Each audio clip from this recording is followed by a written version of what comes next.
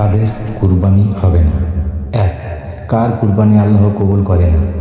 যে ব্যক্তি রিয়া লোক দেখানো উদ্দেশ্যে কুরবানি করে তার কুরবানি কবুল করেন না। 2. হারাম উপার্জনের টাকায় কুরবানি করলে কি কবুল হবে? হারাম উপার্জনের কুরবানি আল্লাহর কাছে গ্রহণযোগ্য নয়। 3.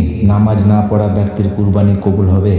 নামাজ ত্যাগ করা বড় গুনাহ, তাই তার আমল গ্রহণ নিয়ে ভয় রয়েছে। 3. অসুস্থ পশু দিয়ে কুরবানি করা যাবে?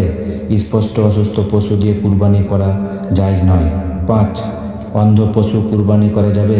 এক চোখ পুরো অন্ধ পশু কুরবানির জন্য বৈধ নয়। 6. ঘোড়া পশু দিয়ে কুরবানি করা যাবে? স্পষ্ট ঘোড়া পশু কুরবানি করা নিষেধ। 7.